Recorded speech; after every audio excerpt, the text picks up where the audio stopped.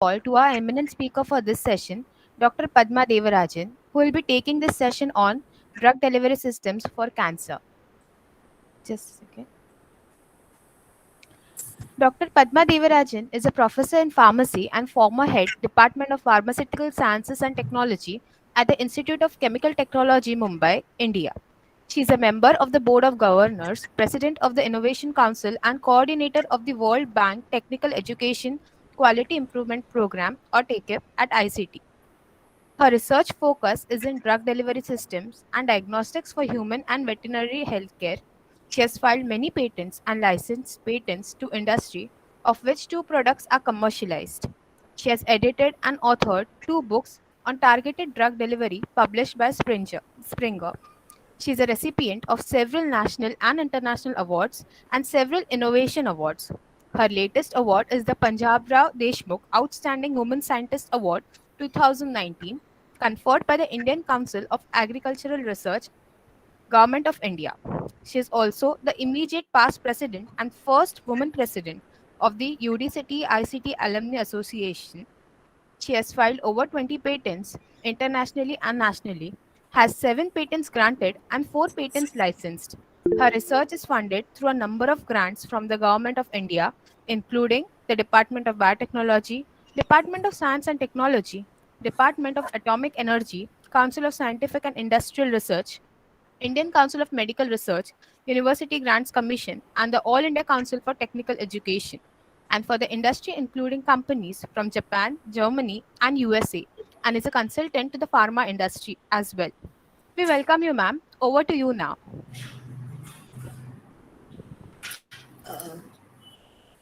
Thank you, Dr. Arundhati. And let me first start by thanking Dr. Golave and the management of SPCE for this very kind invitation. I am used to talking to pharma crowds a lot, students, faculty. This is going to be slightly different.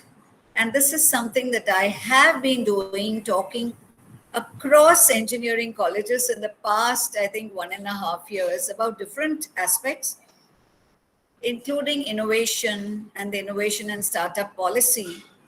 But I think this is the first time I am going to talk about a very biological, a very scientific topic, which is non engineering, to a group of scientists, particularly faculty. So I have tried to structure the topic in a way that, anybody with a basic science degree would be able to catch up and would actually get some understanding of what I'm trying to tell you. So with this, I think I will like to start sharing my presentation. So just give me a moment.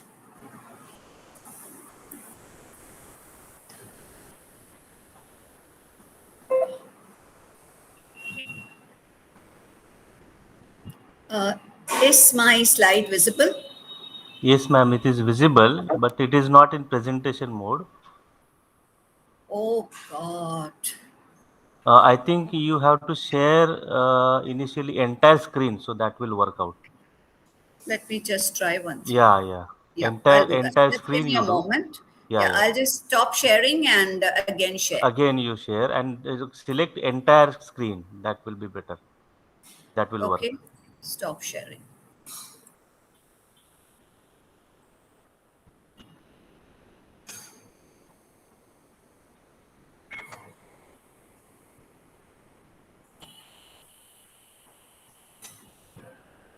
But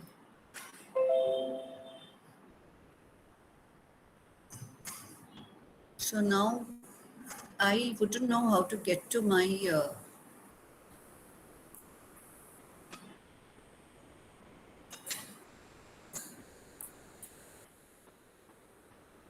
Just give me a moment, please. I'll Yeah, get back to you. you do entire screen or entire Now, window. can you see my entire screen? I'm Your sharing screen my. is there, yeah, Huh.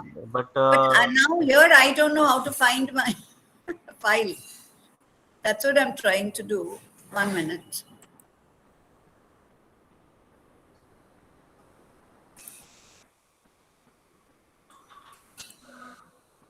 It doesn't seem to be selecting anything. I think I'll just stop sharing. Give me a moment. I'll Yeah, just see what yeah, I can yeah. do next.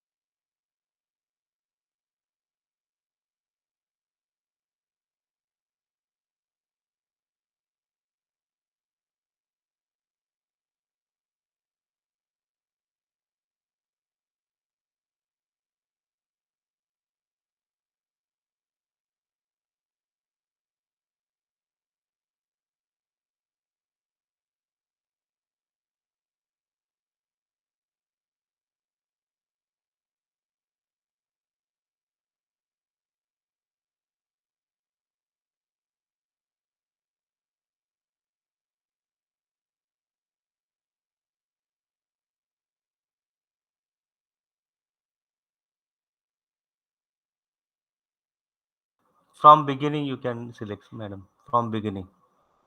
Slideshow and then from beginning.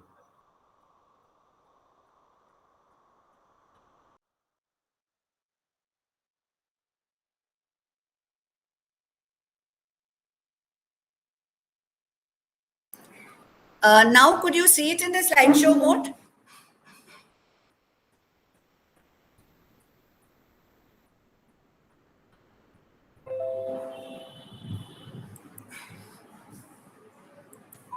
Yeah, now is it in the slideshow mode?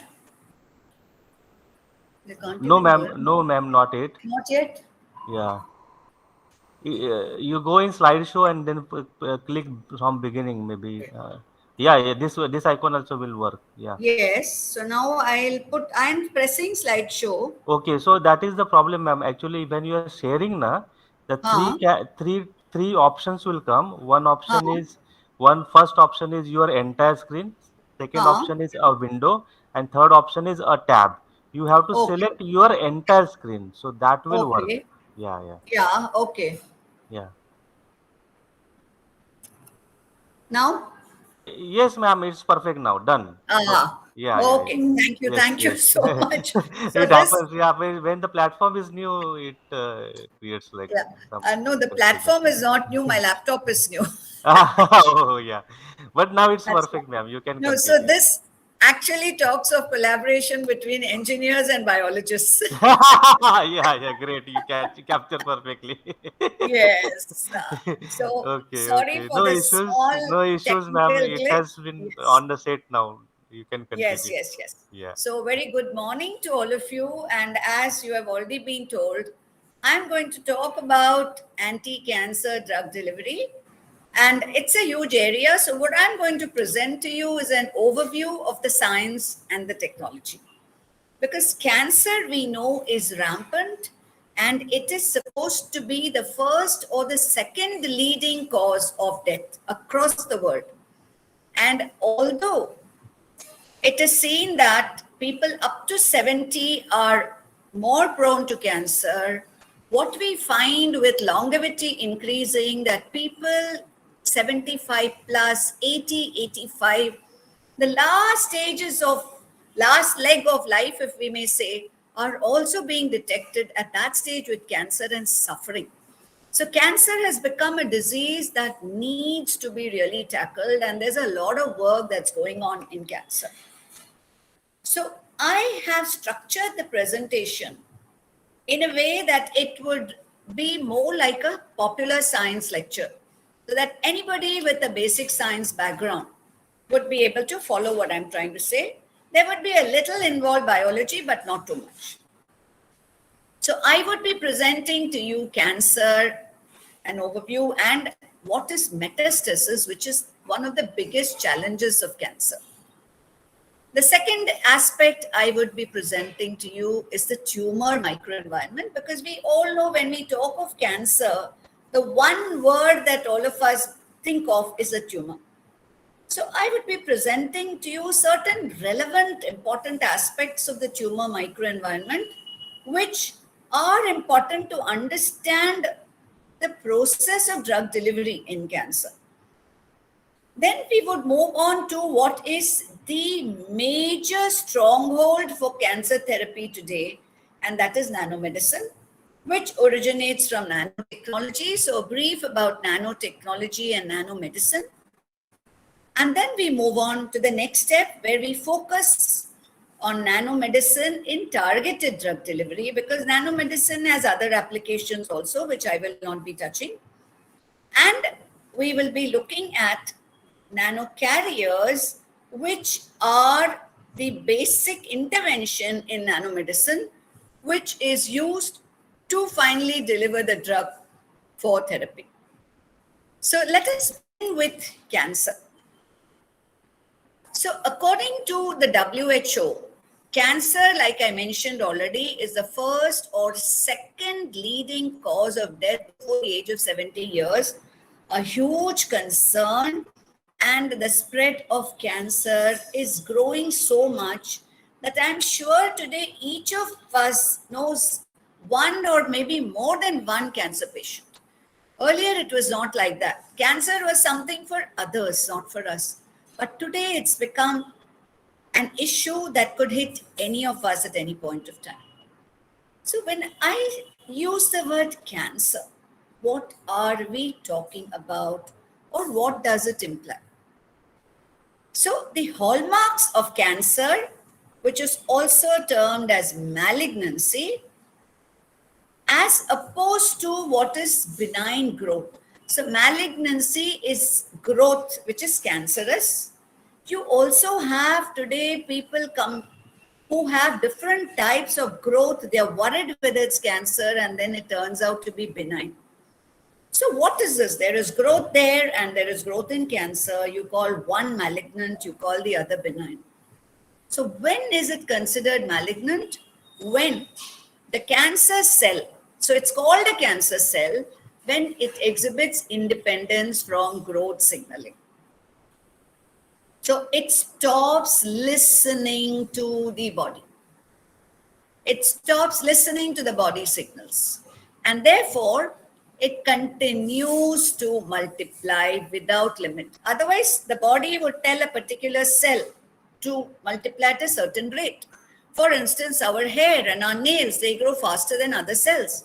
But we don't have our stomach and liver cells just growing indefinitely. So when you have this independence from growth signaling, which are signals that stop and rather control, there is no limit on proliferation. Now, what is also important is when there is proliferation, the body tries to kill those cells and terminate them, but these cells can evade apoptosis. Apoptosis is cell death. So they cannot be killed easily by the body mechanisms. What they also develop is angiogenic ability. Now, what is angiogenic ability? It is development of new blood vessels to allow them to grow. And then what is equally important is it's not that you develop a cancer at one site, say a breast cancer or a liver cancer or a brain cancer. From there, it can invade. So, invasion and metastasis, which means moving across. Metastasis means going to another place, conquering that place, and then killing those cells also. So, creating a new tumor there. And insensitivity to growth inhibitory signals. So these are hallmarks of malignancy. So when you have any of these or one or more of these, you would consider that as a malignant condition or a cancerous state. You have various types of cancers depending on which part of the body is affected. For instance, if it's the epithelium, it's called carcinoma. If it's muscle or connective tissue, you call it sarcoma. If it's a gland, you would call it a carcinoma of that gland, for instance, adenocarcinoma. And if it's the bone marrow, it's called myeloma. If it's a blood cell, you call it leukemia. If it is the embryonic tissue of organs, you call it blastoma. If it's a lymph tissue, it is lymphoma, and then you have mixed cancers.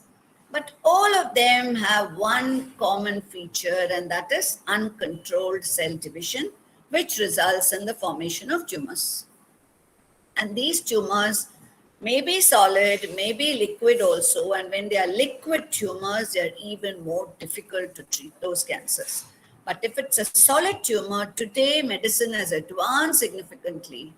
And it is possible if a tumor is completely removed for 100% remission and the person does not show another episode of cancer. So when we talk of tumor, this is just a picture for you to visualize something. So you have a blood vessel and tumors would need circulation, which is very important. And when you have such cancerous cells, here you have one cell that is depicted, and this is what would be attacked by the drug delivery system or by the drug. Now, what we also need to understand is tumors can grow up to about 2 mm, but beyond that, they need blood vessels. And that's why we looked at anti-angiogenic factors they produce, and they have pro-angiogenic factors produced to create blood vessels so that the entire tumor, as it moves away from the central blood vessel, can also be perfused with blood. So this is a picture that is showing you how a tumor has grown so big, and it cannot grow further unless you have blood vessels coming up. And then look at this, how blood vessels keep growing to help the tumor to keep growing further and further. So these are all specific features of cancer cells because they ensure their growth. Now, you have tumors formed, but the biggest challenge is not just the tumor, but when there is metastasis or a metastatic process ensues. So this is an example, a kind of video which I'm showing to you on how breast cancer is known to metastasize, and many times a breast cancer patient does not die of breast cancer, but dies finally of brain cancer or lung cancer or liver cancer. So what happens is you have seed cells from the tumor that circulate. So how does that happen? Watch. So you have the seed cell, it goes through the blood vessel, and then at some point it starts extravasating and then forms a metastasis. So this is a tumor that is formed, and once the tumor is formed, you have angiogenesis that is triggered, and this then helps in proliferation and the tumor grows even more. So this results in what? It results in the cancer spreading to different major organs, maybe the lung, the liver, or even the bone marrow. So it gets arrested in host organs and then it develops there.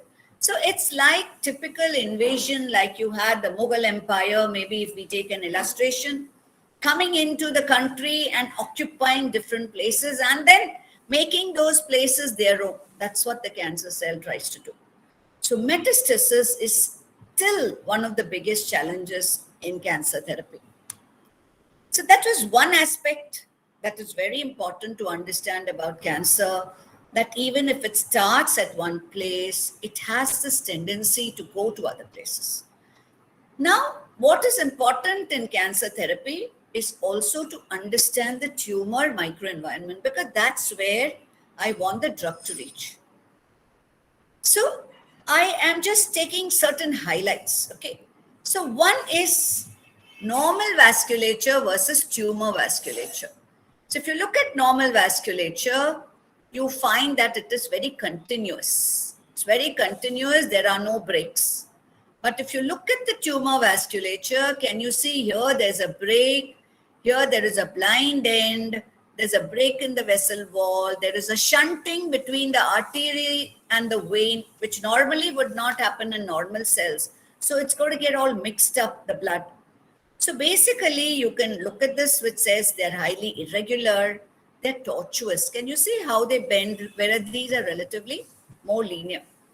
They have arteriovenous shunts like this, blind ends, lack smooth muscle or innervation, and they also lack endothelial linings and basement membranes. So, which means from this region or to this region, there is scope for material to go in and out both ways.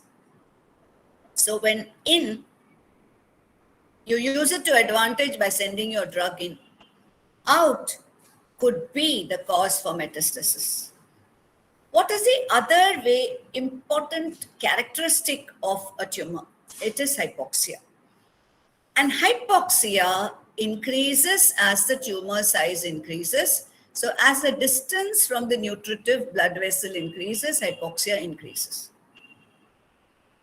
So if you look at this, here you are looking at something that's quite close.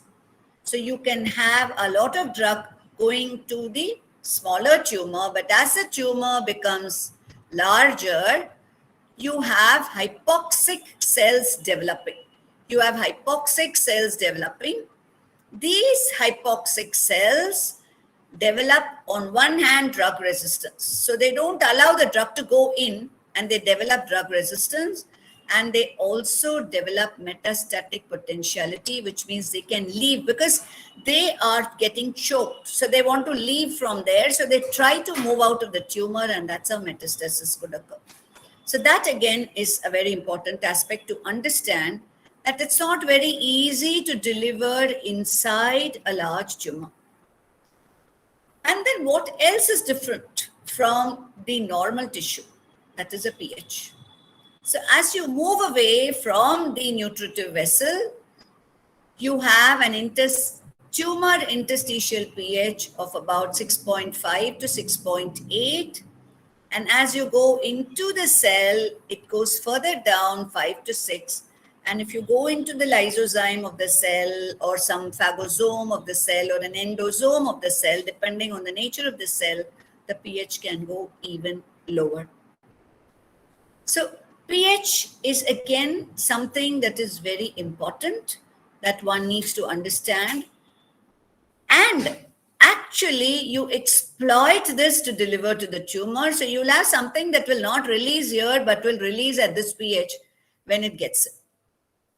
So pH is very important. And here is a picture, an image taken of a tumor, an actual tumor. And this tells you pH for the blue region is 6. So here you can see the tumor pH is not 7.4, which is the blood pH. It is significantly lower. So that was a real brief on cancer, understanding the tumor microenvironment. And all this we will now use as we move along to talk of anti-cancer drug delivery. So we move on to the next aspect that I said I would talk about, and that is nanotechnology and nanomedicine. So what is nanotechnology?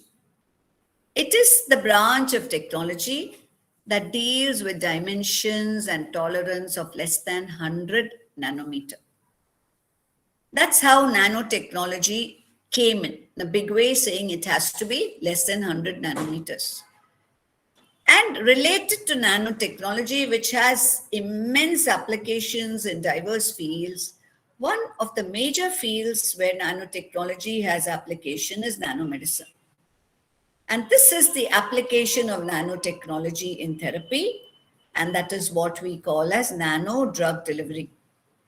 And importantly today, nanomedicine is also having a lot of applications in diagnosis.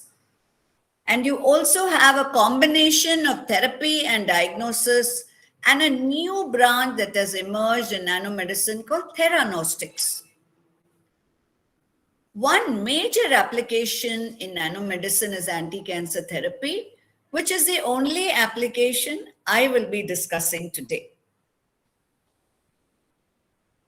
So now I would like to take you first to this 100 nanometer size. Nanomedicine has kind of redefined this 100 nanometers, because in nanomedicine, it is seen that if you have less than 100 nanometer, it's very good. But you need technology to create particles of that size and to create them reproducibly and to ensure that they are stable till they are used. So, from the formulator or the manufacturer to the user, you need stability. So, when you're talking of stability, you must understand that it is easier to stabilize particles greater than 100 nanometer and more difficult to stabilize what is less than 100 nanometer. So if you look at nanomedicine, you'll find lot of nanosystems of 100 nanometer and less, but for different applications in nanomedicine and even for cancer, there are methods developed where you could even use 200 nanometer size nanoparticles. And for other applications where nanomedicine is becoming important, and that is infectious diseases, and one of the biggest and important drug in the nanomedicine form for infectious diseases today is amphotericin B to tackle mucormycosis, one of the biggest side effects of COVID therapy. There, you can go to larger sizes for infectious diseases, and there's a lot of work our group does on infectious diseases and also cancer. But we work on small size for cancer and we work on larger size. So typically for nanomedicine, I put that question mark there to tell you that size is not limiting. You can go even up to 300, 400 nanometer size depending on the application. So coming back to cancer therapy, what are the challenges? Now, the biggest challenge is the treatment. And this treatment many times is such that the person recovers from cancer but suffers the side effects. The side effects of conventional cancer therapy sometimes are terrible. Today, you have monoclonal antibodies that have come in and they have reduced the side effects significantly. But the cost is so high, it's not affordable therapy. So a common man cannot afford that kind of therapy and yet has to suffer these kind of side effects. So that is one huge challenge. The other is post treatment. Can somebody become normal? Now, today, medicine has advanced and most people are normal. But there is still a percentage of patients who almost become crippled after cancer, may not always be walking on crutches, but they could have different kind of side effects that makes life really unbearable. So in cancer therapy, it's very important to address this aspect, and that is quality of life post therapy. The other challenge in cancer therapy, particularly using nano, is big fears about the science of timing. Now, this is the inside of a cell.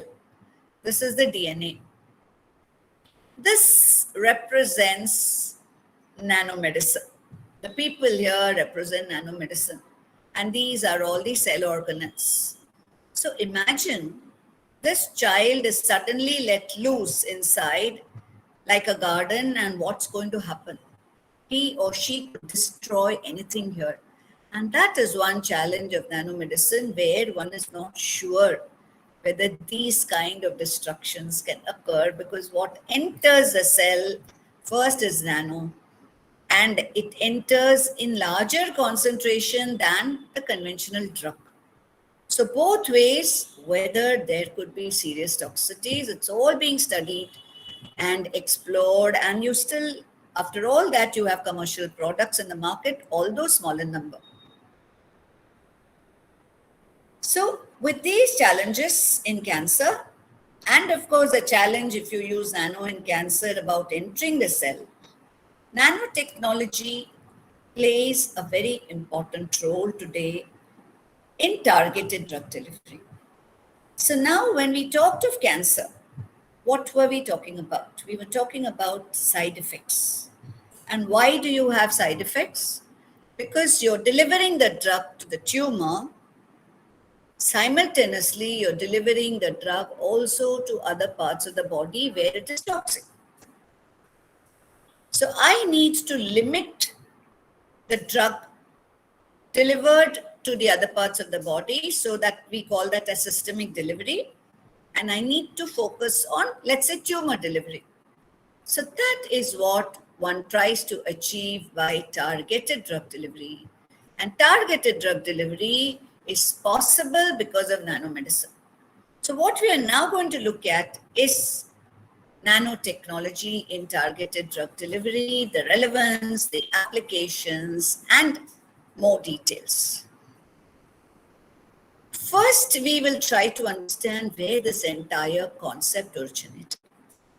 Now, the picture you see here is Professor Paul Ehrlich, who way back in 1898 suggested that bodies which possessed a particular affinity for a certain organ could be used as a carrier to bring therapeutically active groups to the organ. So, this whole concept that you could have a magic bullet by taking your drug with some molecule that has an affinity, say a molecule that has high affinity for the liver. So, you attach that molecule to the drug and you would have all the drug going to the liver. So, that was just the first thought process. It has not been simple, and that's why we see that more than 100 or how many years later, I don't know, we are still not reached a very ideal situation where you say every cancer we have a medicine, we can treat it without toxicity, etc. But this is where it originated, and over the past century, a lot of work has been going on, and what we see today is what originated as a thought in 1898. And then, of course, you had Feynman, who brought in the concept of nano, and both put together is what has emerged today in the form of nanomedicine based targeted drug delivery systems. So, what is the advantage of this targeted drug delivery system? Increased efficiency, reduced side effects, because you're talking of systems that would go more to the cancer. And then because of that, you're going to have higher concentration in the tumor, so you can reduce the dose, reduce the number of doses, and therefore get better patient compliance. Because if there are too many side effects, sometimes patients say, I'll suffer the disease, I don't want the drug. But is it so simple? Is it like taking a gun, you have a round circle and you start shooting like this, what you see here? It's not so easy. The body has its own protection. It has a lot of defense systems.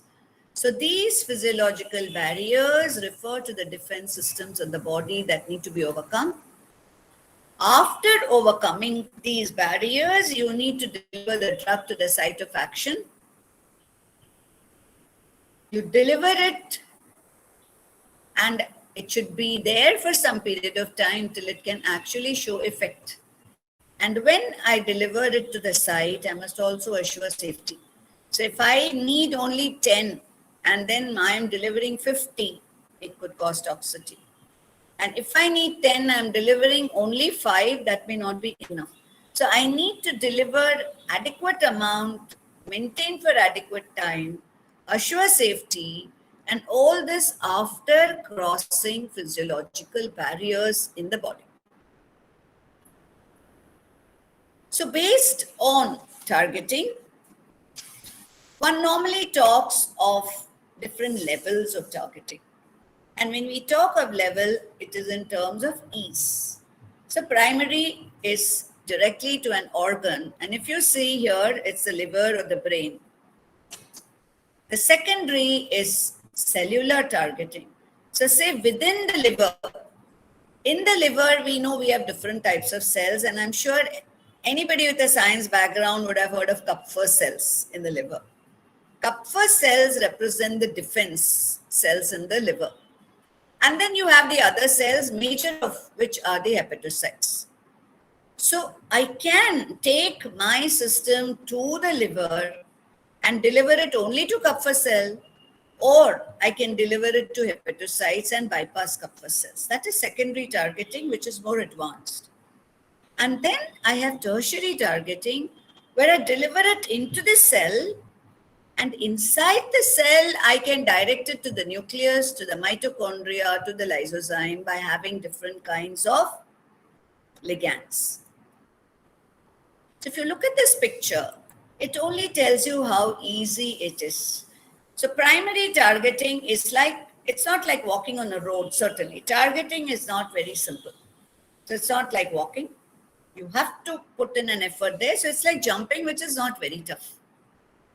When you come to secondary targeting, the degree of difficulty increases. And when you come to tertiary targeting, it's even more difficult. So what one needs to understand is one has to identify what is an appropriate type of targeting and then decide where one would focus to get the best efficacy and least toxicity. So when you talk of primary targeting, you can deliver to that organ easily, like I said, liver or brain, but you have to ensure that it is not thrown out by the organ quickly. In secondary targeting, both delivery and retention is a challenge because delivery becomes more difficult. And in tertiary targeting, you may deliver, but bioavailability is a challenge, which means, let me say, I want to deliver into the endosome, and my endosome pH is about 5 to 6, and at that pH, my drug degrades. So what do? I have reached, but it's not going to be efficacious. So every aspect needs to be looked at very carefully. And understanding these different levels of targeting, how exactly am I going to target is what we're looking at now. How exactly am I going to target? So you have passive targeting and you have active targeting. The passive targeting and you have active targeting. What is passive targeting? You can see this boat bobbing up and down. Is the boat doing anything? No. It's the waves that is taking the boat in its direction. The waves determine the direction of movement.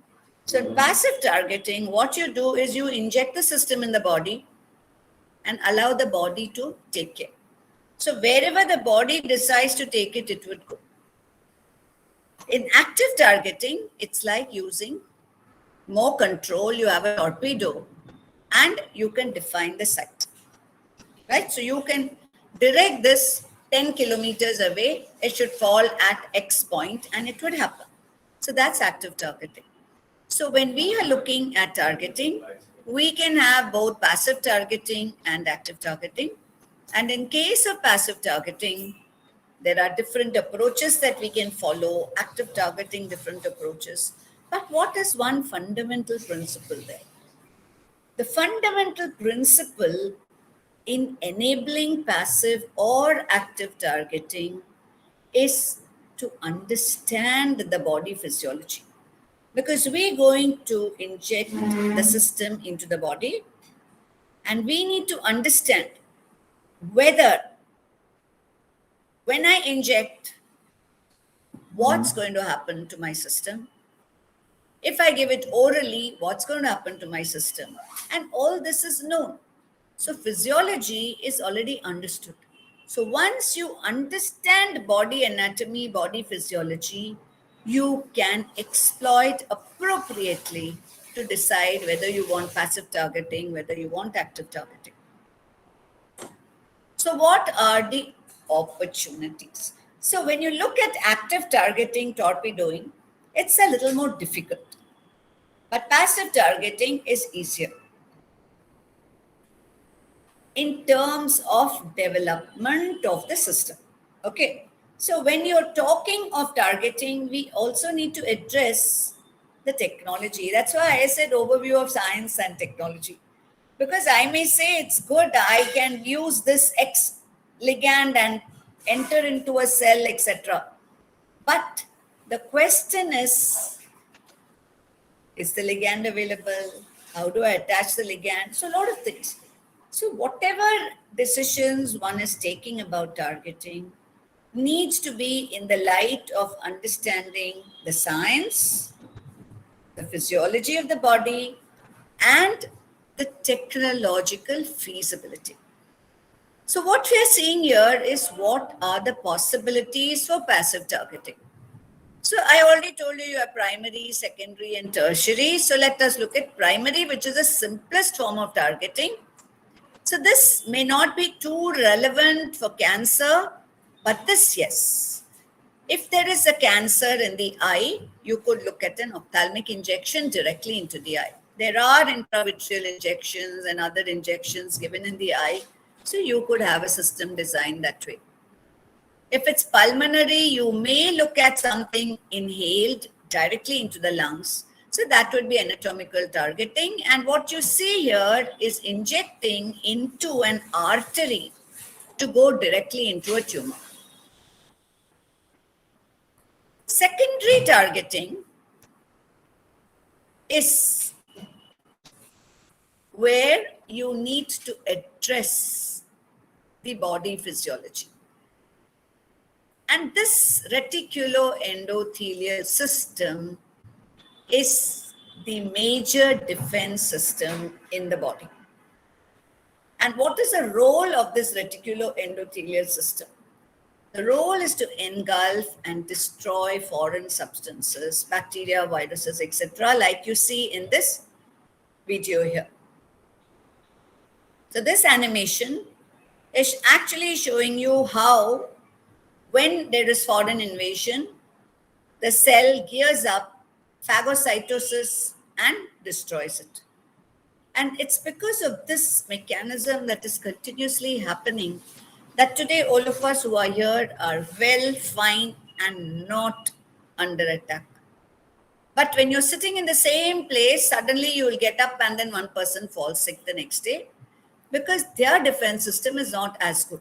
So all of us are talking today of building up immunity, which is very, very important. Now, which are the major organs that represent this defense system? It's the liver, the spleen, the lungs, and the bone marrow. The liver, the spleen, the lungs, and the bone marrow are the major defense organs.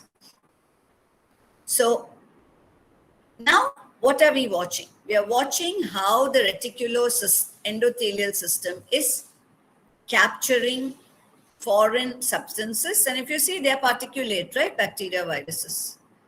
So if I want to deliver into the system, into the liver, spleen, lungs, bone marrow, I can use this approach of sending particles which would get taken up.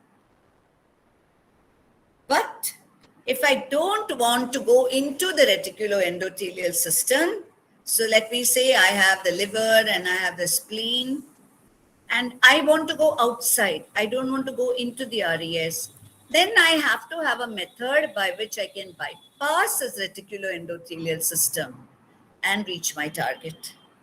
So when I'm talking about passive targeting, I'm talking about two aspects. One is going to the reticuloendothelial system, which is very easy, and the other is going outside. Now, when would I go into the reticuloendothelial system? When I am looking at treating infectious diseases, particularly intracellular infections.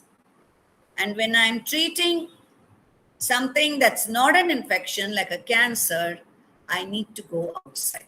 So I need to bypass the reticuloendothelial system. And here you will see a word stealth. So I need to hide and go past.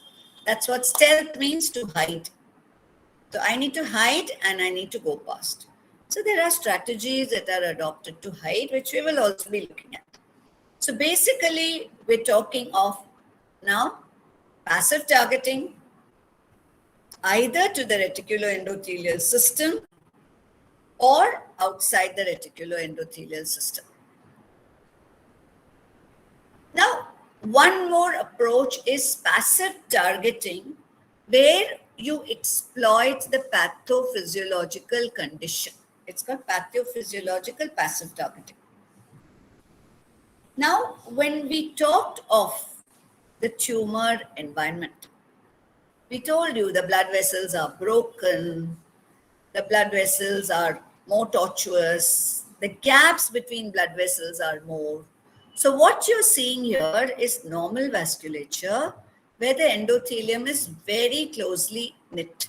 And this gap is generally just about 20 nanometers. But when you go to tumor vasculature, gaps start increasing and it could go up to even 700 nanometer. This is where your tumor has grown. Okay, it has invaded and it has grown. So these gaps will allow your nanocarrier to enter. So now when I click, you will see that how these particles move and how these particles move. Please watch. So they just move straight, they cannot leave that blood vessel. But if you look here, particle 1, 2, 3 went into the tumor, 4 also went in, 5 went in, but 6 could not go in, it came straight, 7 came straight. So this is just a kind of schematic that we're trying to show here. So what we're trying to say here is, here there is a possibility for these particles to take advantage of this fenestrated tumor vasculature and cause enhanced permeability and also retention. Once it enters, normally it doesn't come out easily because the tumor gets more blood vessels, but it is not able to encourage lymphatic circulation through which you have drainage that goes out. Okay, now what is the other aspect that you can look at for passive targeting? We can look at another very important aspect, and that is size of the particle. So when I look at size, I would like you to look at this. This is micron, so this is about 8 microns. So RES uptake of particles happens when the particles are big. But if you look at this extravascular tumors, if the size is less than 100 nanometer, it can go to extravascular tumors. And why is this? Because less than 100 nanometer is generally not recognized by the RES. Less than 100 nanometer. So I can use that advantage and go to less than 100 nanometer size to bypass the RES and go to a cancerous tumor. And then when I go to the site of the tumor, I take advantage of this extravasation. I take advantage of the distorted vasculature in the tumor to allow my particles to go in. So I can use size to my advantage, coupled with the enhanced permeability and retention effect. So that is again an approach of passive targeting. And what did we say passive targeting is? You inject and allow the body to do. So these particles would keep circulating and they would be moving the way the body takes it. So when it comes here, again and again, there is a good chance that more and more particle would keep accumulating with time in the tumor. But you cannot have a method where it would come here and then selectively go in. Whether it goes in or not is not predictable, but the chance, the possibility that it can enter becomes very high. And if it is less than 100 nanometer, the possibility of it coming back to the tumor site becomes very high, and therefore more and more can accumulate. The next approach, which I told you, is active targeting. And active targeting involves lot of stimuli. So one is I needed to hide from the RES. Okay, that's very important. And then I can use different stimuli. I can use receptor mediated targeting because a lot of cancer cells overexpress receptors. For example, folate receptor, transferrin receptor, ursialoglycoprotein receptor, adhesion receptors, and there's a whole list. VEGF receptors or mannose receptors, scavenger receptors, and it goes on. So if I have some ligand that can attach to this receptor and I attach that ligand to my nanoparticle, it can preferentially attach to those cells, those cancerous cells, and that's how I get active targeting. So folate receptor, a simple ligand is folic acid. Transferrin receptor, a simple ligand is transferrin. ASGPR receptor, a simple ligand is galactose. So you do have simple ligands and you have very complex ligands also. But I can use that approach.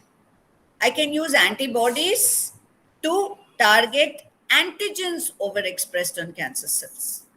And then I can use stimuli. What are these stimuli? I can have tumor microenvironment triggered because we saw pH in tumors is lower than plasma pH, but temperature in tumors is generally higher because of rapid metabolism.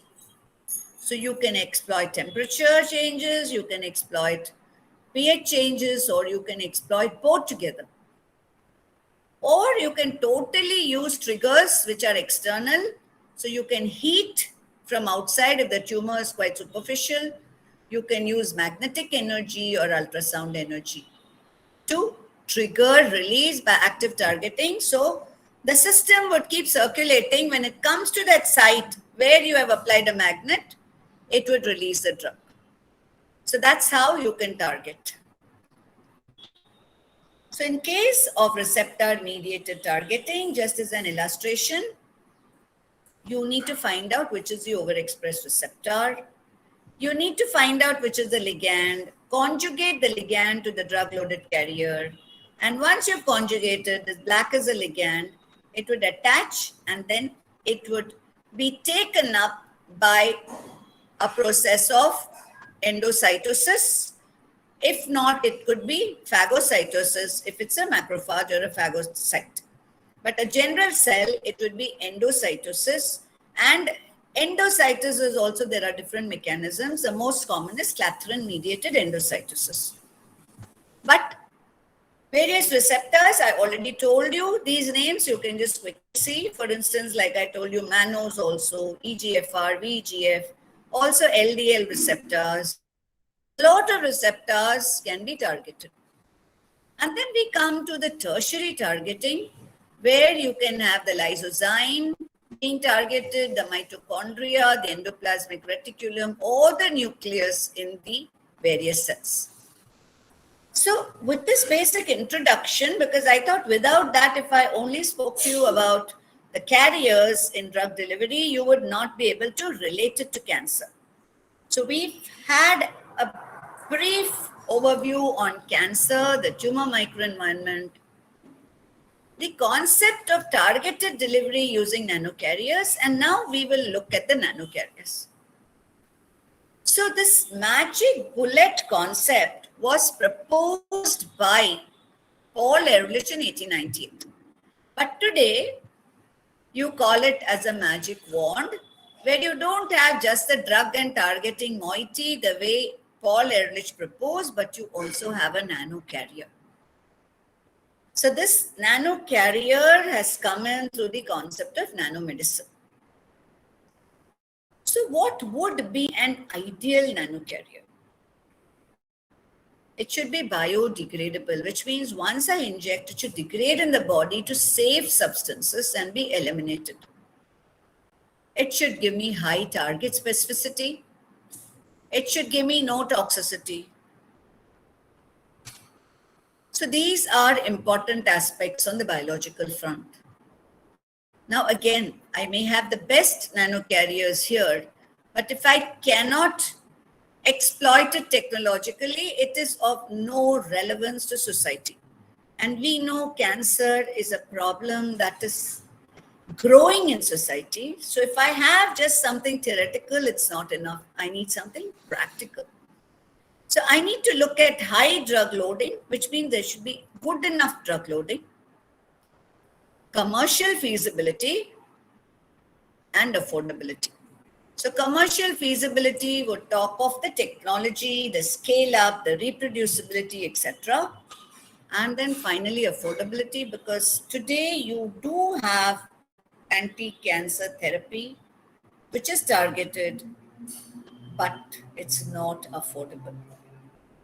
So it's important to work in that direction to make it affordable. So how would you administer these?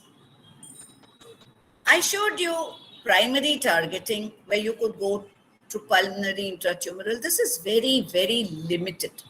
Okay, very limited, does not have major applications. The major application is parenteral by the intravenous route. And today there is focus on trying to use the oral and other routes for targeting. For instance, our lab has been doing some work on orally delivered anti-tubercular nanocarriers, tuberculosis on cancer, which can go in much higher concentration to the lung, so for lung targeting. So it is possible to exploit the oral route also. And very recently, I haven't put it here, but we've been able to target the bone by sublingual delivery, that is delivering below the tongue. And we looked at salmon calcitonin, a protein, because that cannot be given orally because it would be digested in the GI tract. We gave it sublingually using nanoparticles, and we found very good data on bone targeting. So these are the routes. Now, why does one look at nanocarriers?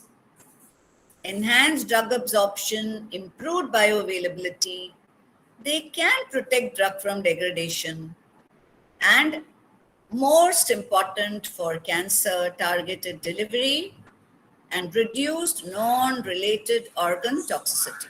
Very, very important aspect. So what are the pharmaceutical nanocarriers? Here you see the size. Like I told you, we go up to even 400, 500 nanometers, and that's what's depicted here. So you can have dendrimers, you can have micelles, neosomes, nanoparticles, nanocapsules. Then lipid-based, you have liposomes, you have solid lipid nanoparticles, tubosomes, and then other carbon-based carriers also you can have. So you have a whole range which we will quickly look through. So you have polymer-based nanocarriers like nanospheres or nanocapsules. So capsule will be vesicular with a shell and an open pocket inside. Dendrimers, for those who are from the chemistry background, they're also called as star polymers. And dendrimers come in different generations, 1, 2, G1, G2, G5, and I think the latest is G7. And lot of scope to attach a lot of things. So I can attach my drug, I can attach maybe 1 or 2 ligands and get the best kind of targeting. Then I have solid lipid nanoparticles made from lipids. You have what are known as nanostructured lipid carriers, which are made from lipids which are solid and lipids which are liquid. And it is seen that when I have this mixed lipid carrier, it is able to hold more drug for longer time. So I get better stability. And then this is a carrier that we devised in our lab where we combine a lipid with a polymer and have a lot of advantages because the polymer helps you to put hydrophilic drugs inside a lipid carrier. Now, why do I need a lipid carrier? A lipid carrier is very useful when I want to target the reticuloendothelial system because lipids are hydrophobic and the RAS can rapidly take up hydrophobic. But if I do not want to go into RAS, I need to look at hydrophilic carriers and not lipidic carriers. Then I have the liposomes. These are made from phospholipids and they form spontaneously when phospholipids are dispersed in aqueous environment. And you have so many types. So basically, what are liposomes? They are bilayers of phospholipids with the hydrophobic region inside and the hydrophilic region outside, and they spontaneously form vesicles. So this is a typical unilamellar vesicle formed by phospholipid bilayers. But you could have different types of liposomes. You could have multilamellar, then you could have lamellar, multilamellar, in many unilamellar in one big vesicle. So depending on how you prepare it, and this is a schematic of the liposome. And what you see here, all these spots, is a drug that has been entrapped. So it has an aqueous core and it has a hydrophobic phospholipid bilayer here. So you can put hydrophobic drugs or hydrophilic drugs in liposomes. And liposome, because they are made from phospholipids, are till date the safest nanocarriers. And if you look at the market, most of the nanocarriers that are commercialized today, although the number is not very high, are liposomal. Then you have micro emulsions and nano emulsions. So micro emulsions have oil, water, and surfactant with a co-surfactant. The nano emulsion does not have the co-surfactant. So these are very, very stable systems. These are not as stable. They are not very kinetically stable systems. And then polymeric micelles made from different types of block copolymers. And why block copolymers? Because they have a very low CMC. So at low concentrations, they can form micelles. So that is the reason why block copolymers are used for micellar drug delivery. Now, what I would like to show you are some examples. And mainly, these examples are using passive targeting, and then I'll show you some using active targeting. So in passive targeting, one very important strategy is stealth, particularly for cancer, where I want to bypass the RES, right? I said RES is a defense system. For cancer, I have to bypass the defense system. So the strategy that you use is stealth. And using this strategy, it has been possible to alter the pharmacokinetics, which means the residence time of the system in the blood or plasma. So if I inject the plain drug, say doxorubicin, and it goes out in say 15 minutes, it becomes half the concentration. If I inject liposomes of doxorubicin, it may remain there for 5 to 6 hours. So I alter PK. So when I alter PK, what happens? I am able to bring the nanoparticle again and again, because it's in circulation, to the site of the tumor and allow more and more to accumulate. Once I do that, automatically safety is taken care of when I try to target. So what is stealth? It's a secret. It means hidden act and a method of escape, like I said, from the RES. And the stealth approach involves modification to increase circulation half-life.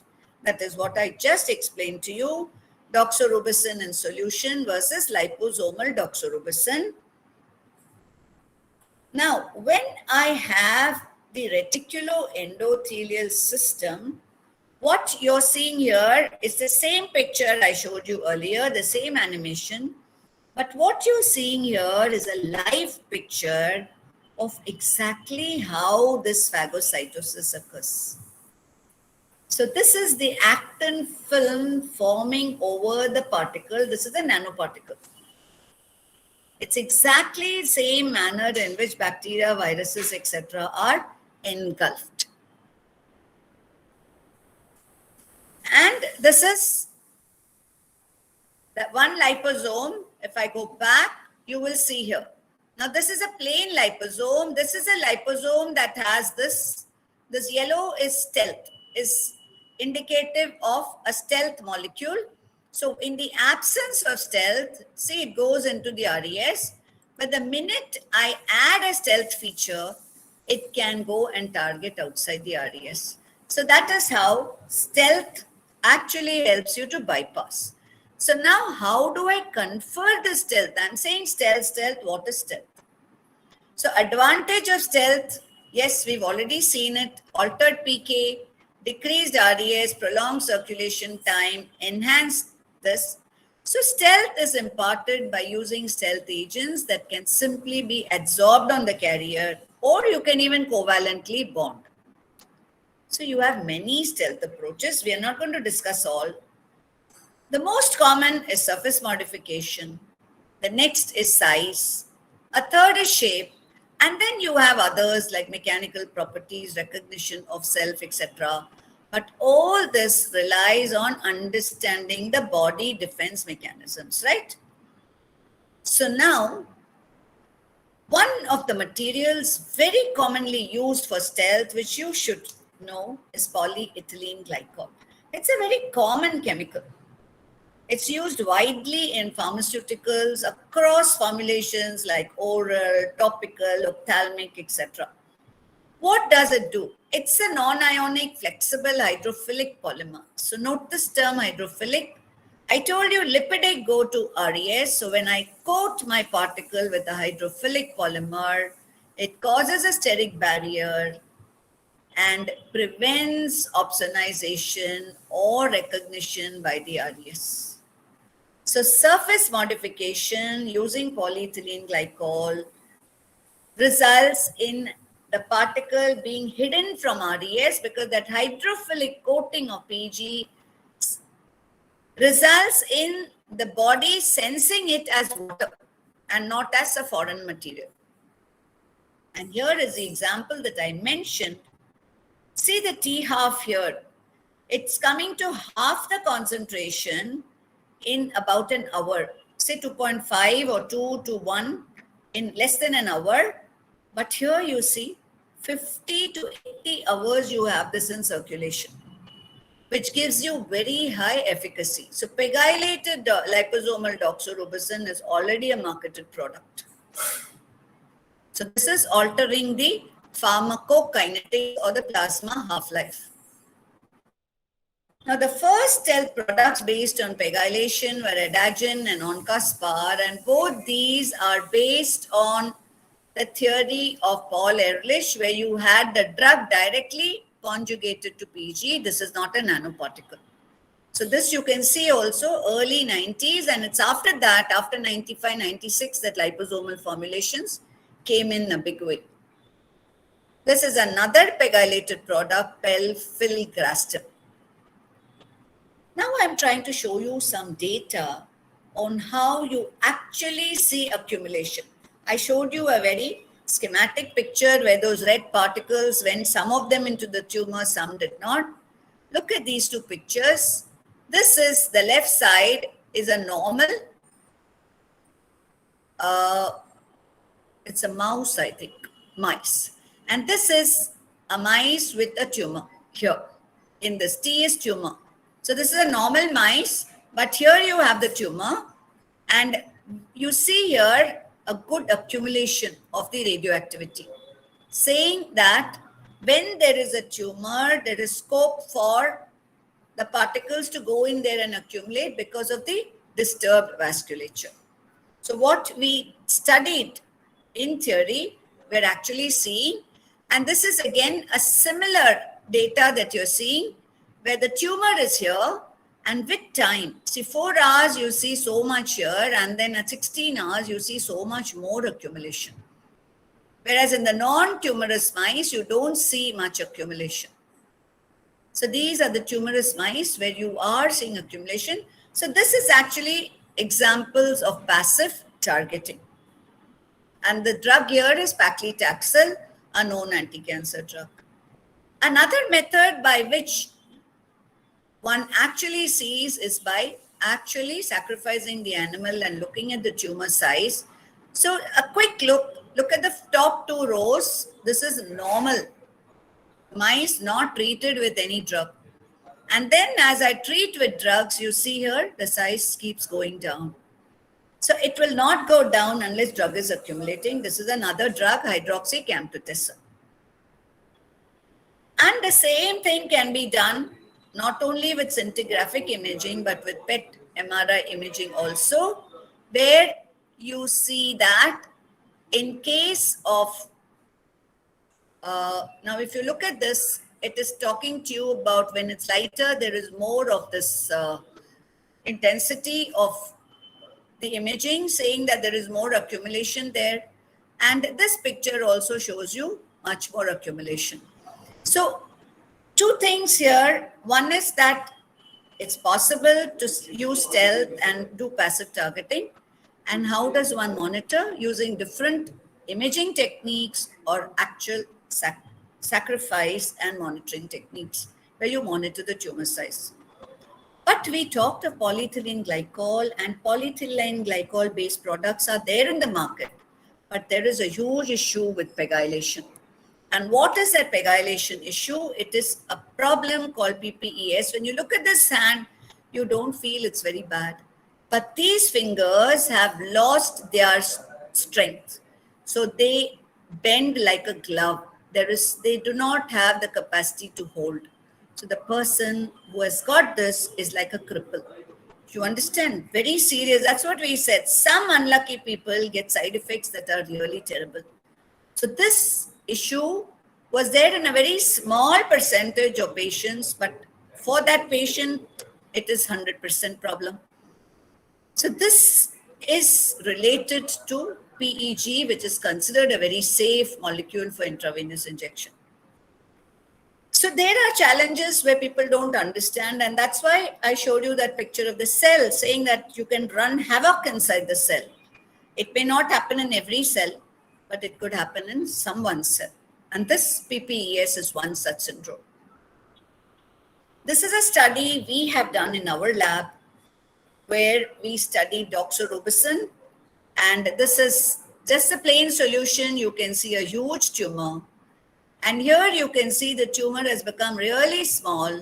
And this is our active targeting nanoparticles. And here it's not as small, and these are our particles that are not actively targeted. So this is plain solution, untreated. You can see it's really large. This is passive targeting, and this is active targeting. So it is possible to have active targeting. It is possible to have passive targeting. But ultimately, it's all about the technology. This slide is what I've already shown you, so I will go directly here. So when we talk of size-related targeting, it is seen that 200 to 500 accumulates easily in the liver and the spleen. Lungs, if it's even bigger, it goes in. Lymph nodes, tumors, etc. need 100 nanometer or less. So if I need to go here, I will use size of 100 nanometer or less. But now that I have understood stealth, I can go to 200 nanometer and use stealth. So for a technologist, making a 200 nanometer particle with stealth is easier than making a 100 nanometer particle. But we also saw that PEG causes problems. So there's a search for a lot of other stealth agents. So one needs to decide whether 100 nanometer without stealth or 200 with stealth. Very interesting is shape. It is now shown that shape of the particle can also alter the way it goes in the body. I'll directly take you to this graph. They studied discoidal, spherical, hemispherical, cylindrical. 4 shapes. And you can see, let me just take this one liver. In liver, cylindrical is maximum. And then if I take lungs, in lungs, discoidal is maximum. So if I want lung targeting, I may try to make discoidal particles. And if I want mainly liver targeting, I may make cylindrical particles. So this gives me one more opportunity to target a particular organ. And this actually is showing you why shape is affected. When you have spherical, see this coat is forming easily. So it would be recognized by the RES. But if it is like this, and it's entrapped this way, this particle would evade RES. But if it is entrapped in this fashion, it would go into RES. So when you have elliptical particles, your biodistribution is not very predictable. But if you have this, it's going to be much more predictable. So there is an advantage, there is a limitation. So we need to actually weigh the pros and the cons. But this is just trying to tell you how shape can be used as one parameter to bypass RES. And I now come to the last example, and this is for active targeting using external stimuli or just stimuli. So what are the stimuli? pH, light, magnetic field. You can also use redox, ultrasound, temperature, ionic strength, use different enzymes, etc. And each of these can give you selective release. The more common for cancer include temperature, pH, ultrasound, and the use of magnetic fields. So here is pH related. One slide which tells you very clearly how at pH 6.8, you're getting much more release of the drug, which does not release at all at 7.4 and 7.2, which is the plasma pH. So it can be in circulation. We saw it's there for 50 to 80 hours, but it will not release. It can release here if it is pH sensitive. Thermoresponsive. Now, when it comes to 39, it will release. And the tumor pH is generally about 39. It's a little higher. Here is an example of NIPAM-based polymers, which have a phase transition at 39.5. And then, what is this? This is an external heating to take the temperatures to 41 to 42 degrees centigrade, which can also be done when the tumor is superficial. So this is the actual physiological tumor pH which can be exploited. We can further take the temperature up and exploit. And again, you find the polymer is NIPAM based, but earlier it was NIPAM with PLGA, which gave that temperature sensitivity, NIPAM with dimethyl acrylamide, which gives this temperature sensitivity. And here is an example for you. At 39.5, just see how much more release.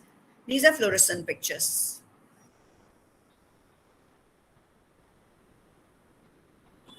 And then ultrasound is similar, where when you apply ultrasound, you will see significantly higher uptake by cells compared to absence of ultrasound. The frequency they used was 20 kilohertz, and they applied the ultrasound energy for 30 minutes. And then magnetically triggered targeting, where you can use an external magnet. And what you find here is when I have a magnetic particle, it allows better entry into the cell than a particle that does not have a magnetic particle in it. So here I have the magnet, and when I have a magnetic particle, it enters. So I'm able to enter the cell better. So get better targeting. And in addition to targeting, magnetism has been used for various other options. Like you can also create hyperthermia using magnetism. Drug delivery we saw. MRI is based on the use of magnetism. You can have magnetic biodetection, magnetic separation, lot of applications that you have here. So with this brief, a real kind of overview, I'm coming to this last slide, that is optimizing anti-cancer drug delivery. And you may wonder why this carom board. If there is any teacher of physics in this group or any engineer in this group, I'm sure if you play carom or you ever tried to play carom, you'd understand that it is all about trajectories. And understanding trajectories, and it's people who understand that are the ones who are able to actually clean up a board once they have the striker in hand. So that is the challenge. When I hit one coin, if you're a beginner, you don't realize which other coin is going to be hit. You may hit one coin here and another one goes into the pocket. So that is the biggest challenge in anti-cancer delivery. Understanding trajectories, understanding that if I inject this system of this composition, it is likely to go here based on my understanding of physiology. So you need a lot of experience, a lot of understanding of biology, comprehension of the technology, combine the two, and then optimize. So you can't just take the striker and say, okay, I'll keep hitting till something goes into the pocket, because by then you would have caused more damage than actual good treatment to the patient. So optimizing anti-cancer drug delivery continues to be a challenge, although there are many breakthroughs, great strides have already happened, but the challenge continues. I'm showing to you three important success stories of anti-cancer nano-DDS. One is paclitaxel, and these are albumin-based polymeric nanoparticles. Then you have Doxil and Lipodox, both of which are liposomes. And Doxil is pegylated liposomes. So stealth liposomes, and I think like this is also Lipodox. Interestingly, today, Lipodox made by Sun Pharma is the reference listed product in the international market. Because the complex technology involved in liposomes, there was a challenge suddenly in Doxil, and Lipodox came up as the RLD. So on the nano front, the Indian pharma companies are also doing very well. The academicians are certainly putting in their heart into a lot of studies. And we are also working extensively in anti-cancer and treatment of infections. Here is a picture of anti-cancer nano-DDS in clinical trials. It's a very crowded slide, but you can just take one quick look. So it's used for solid tumors, metastatic breast cancer, myeloid leukemia, hepatocellular carcinoma. And here see thermodox. So one of the thermosensitive formulations is also in phase 3 clinical trials.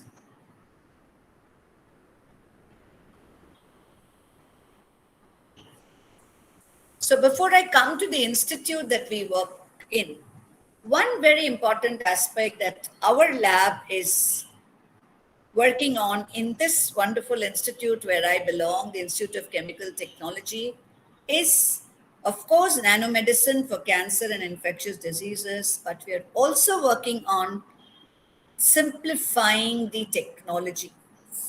Simplifying the technology of preparation of nanoparticles and making it so simple. We have one formulation that has been very successful and it has already been licensed to a company, and we hope that it should be launched in the next 6 months or so.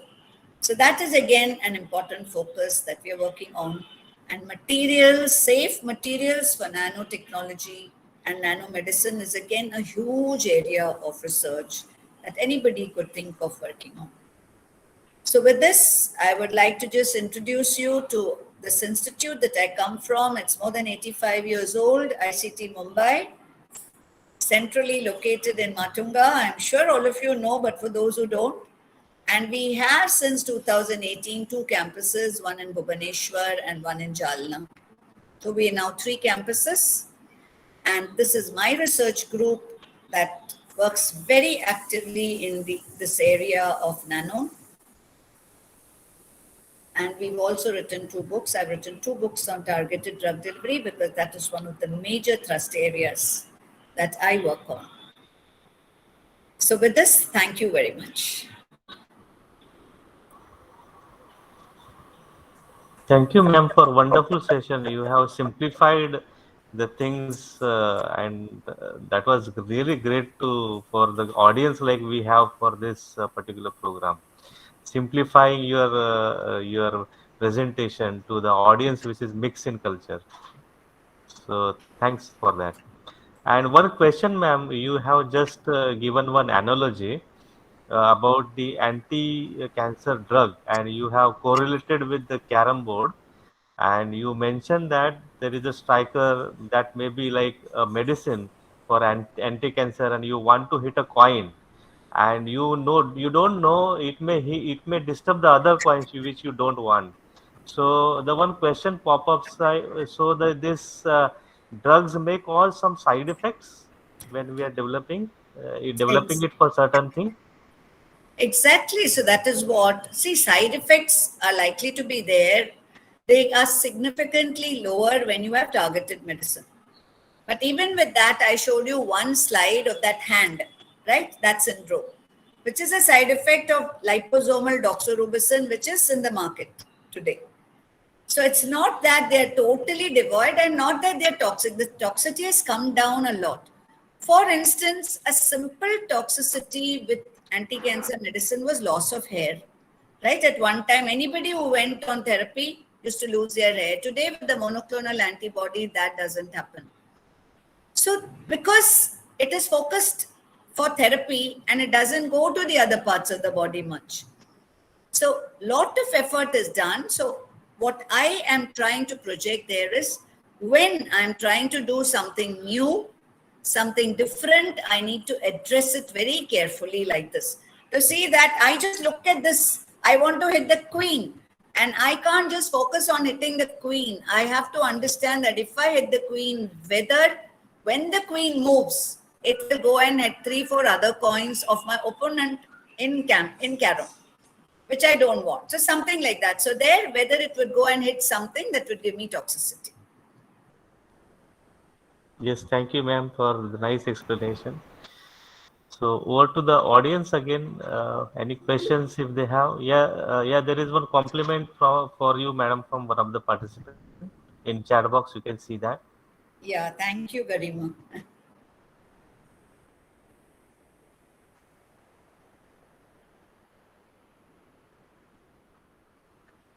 I'd be more happy if you ask me questions rather than just say thank you, thank you.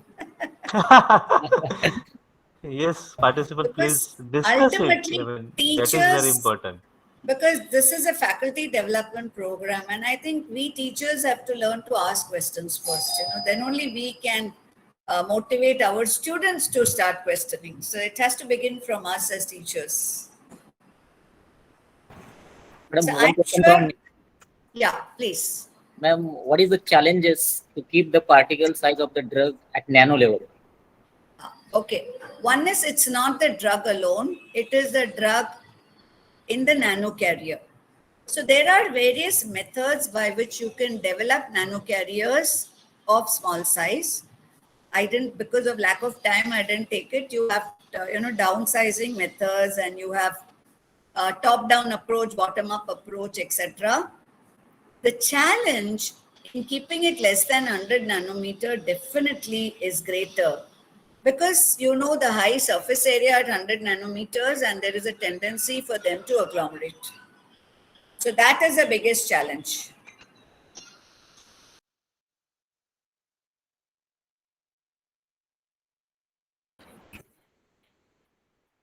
Okay, I think so. There is no more question. On the behalf of the organizing committee, I would like to thank Dr. Devarajan, madam. Thank you, madam. Thank you so much. You are given a wonderful session. Thank you.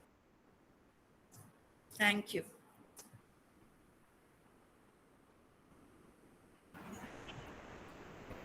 You can leave, ma'am.